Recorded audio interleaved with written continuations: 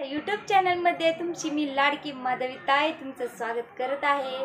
तर आज आहे पार्ट 3 माझ्या जीवनावरती अवलंबून। आता विषय कसा आहे की माझ्या नंदव्यानी दत्तू लोखंडे यांनी मला गेल्या काही 15 दिवसाखाली एक असं उत्तर दिलं की त्यावरती मी त्यांना काही तिथं बोलले नाही। मला मस्त बोलू वाटत होतं, पण कसं आहे मला नातं जपायचं असतं म्हणून मी कुणाला काही तिथं धडकीपड बोलले नाही। तरी बी पण मी बोलू शकत होते, पण जाऊ द्या म्हणलं कशासाठी नको बोलायला।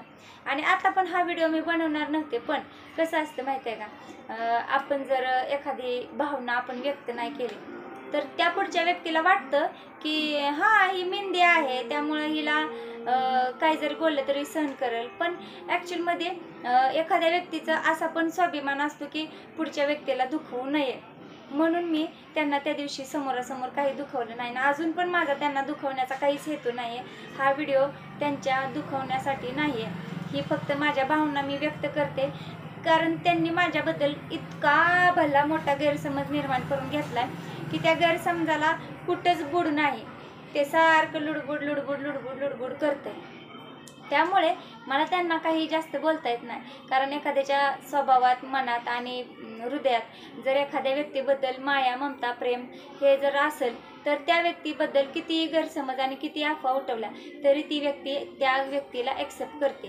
पण ह्यांच्या मनात आपल्याबद्दल काहीच प्रेम नाही, आदर नाही, माया नाही, ममता नाही। त्यामुळे मी त्यांना कितीही काही खरं सांगितलं, सफाई सांगितली तरी त्यांना अजिबात माझी किंमत असणार नाही। तर मग आता मी सांगते की माझ्या पार्ट 3 भागामध्ये मी काय सांगते ऐका। मला माझे नंदवे काय म्हणाले की नंदवे म्हणजे दत्तू लोखंडे हे काय म्हणाले की मी मुलीला कोणत्याही मुलीला, माझ्या 2 मुली आहेत तर त्या 2 मुलींना कोणत्याही मी 1 रुपयाची मदत करणार नाही। हां म्हणले तू भले तुझ्या मुलाला आणून सोड, त्याच्या शिक्षणाची, त्याच्या नोकरीची, त्याच्या खाण्यापिण्याची, राहण्याची, जगण्याची, वागण्याची सगळी जिम्मेदारी माझी, असं कोण म्हणाले? दत्तू लोखंडे म्हणजे माझे नंदवे। आणि आमची ननंदबाई पण त्यांच्या होला हो सहमत आहे। मग मला एक म्हणायचं आहे की तुम्ही माझ्या मुलींना 1 रुपया देणार नाही हे म्हणणार खरं आहे, पण त्यामागचं तुम्ही उत्तर पण दिलं की मुली दुसऱ्यांच्या घरी नांदायला जायच्या, हे पण बरोबर आहे की मुली बरोबरच आहे दुसऱ्यांच्या घरी नांदायला जाणार आहेत। पण त्यापूर्वी तुम्ही मला काय म्हणालात की मदत करणार नाही मुलींना।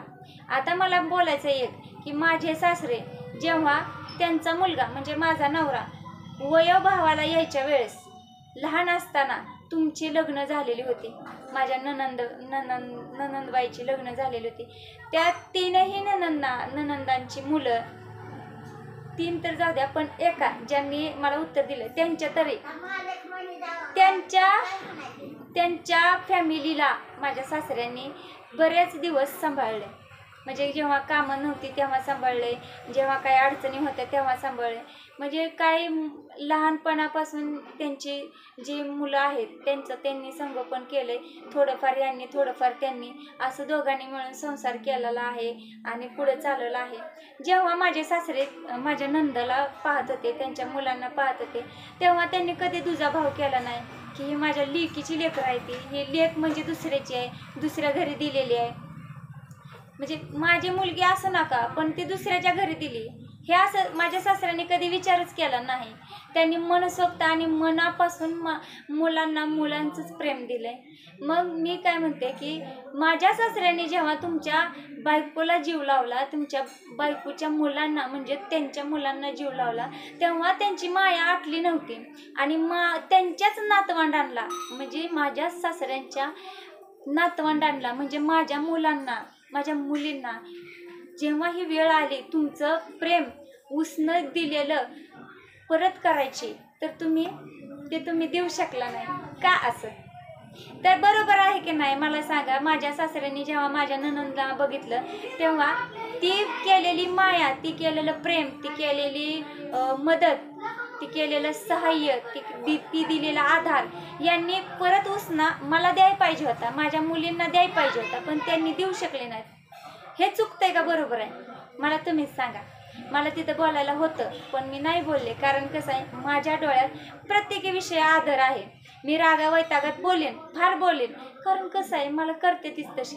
मी काय स्वतःहून त्यांच्या दारात गेली नाही की मला असं करा मला तसं करा, कारण त्यांनी त्यांच्या मनात माझ्याबद्दल काही न बघता, डोळ्यानं तर काही बघितलं नाही, कानानं तर काही ऐकलं नाही, तोंडानं तर काय बोललेलं बघितलं नाही, मग त्यांनी विनाकारण माझ्याबद्दल गैरसमज केला नाही. आपला आहे काय म्हणतात त्याला, कॅमेरा कधीही बंद पडू शकेल, त्यामुळे जर काही अर्धवट वाक्य राहिले असतील तर ते आपण पार्ट 4 मध्ये बघूयात. आणि सगळ्यात महत्त्वाचं म्हणजे मला एक सांगा, आपण एखाद्याला प्रेम देतो तर त्या प्रेमाची परतफेड पण आपण करायला पाहिजे असते, बरोबर का नाही? तर माझ्या सासऱ्याने माझ्या नणंदबाईला प्रेम दिलं तर त्या प्रेमाची परतफेड माझ्या नणंदबाईने 100% करायला पाहिजे होती माझ्या मुलींना देऊन, पण त्यांनी माझ्या मुलांना कसलंही प्रेम दिलेलं नाही. त्यामुळं मला आता तुम्ही कमेंटमध्ये नक्कीच सांगायचं की माझं काय चुकलं का. जर चुकलं असेल तर कमेंटमध्ये तुम्ही बोलू शकता की ताई तुमचं चुकलंय, आणि कमेंटमध्ये हे पण तुम्ही सांगू शकता की नाही नाही नाही तुमच्या नंदाव्याचं चुकलं नाही. मला सांगा कोण बरोबर आहे आणि कोण चुकीचं आहे, आता प्रेक्षक मायबाप तुम्हीच सांगा. तर चला आता पार्ट 4 आपण बघूया परत, कधी उद्या सकाळच्या व्हिडिओमध्ये, नाही जमलं तर परवा बघू, कधी येईल तेव्हा बघू, पण पार्ट 4 बघूच बघू. तर मला सांगा माझ्या मुलींना न्याय मिळाला का अन्याय मिळाला, मला कमेंटमध्ये सांगायचं आहे बरं का, कारण तर माझ्या अंतःकरणामध्ये इतकं दुःख साठवले की बेमाप दुःख साठवले. मला आज माझा वाढदिवस आहे तरी पण मला खूप वाईट वाटते, रडू येते, पण रडणार नाही मी, कारण मला तुम्हीच प्रेक्षक मायबाप हसवायला शिकवले, जगायला शिकवले, त्यामुळे I am happy, be happy. प्रत्येक संकटाला प्रत्येक दुःखाला मी हसत तोंड देणार आहे. तर चला मग आता तर आपण हा व्हिडिओ कंप्लीट केला बघायला, त्यामुळे आतापर्यंत दिलेल्या ह्या व्हिडिओला watch time thank you so much, मनापासून धन्यवाद. चला मग आता तर बाय बाय करू द्या, संध्याकाळची वेळ झाली चहा पाण्याची, जावा तुम्ही बी चहा पाणी प्या, काय आता करायचं मग.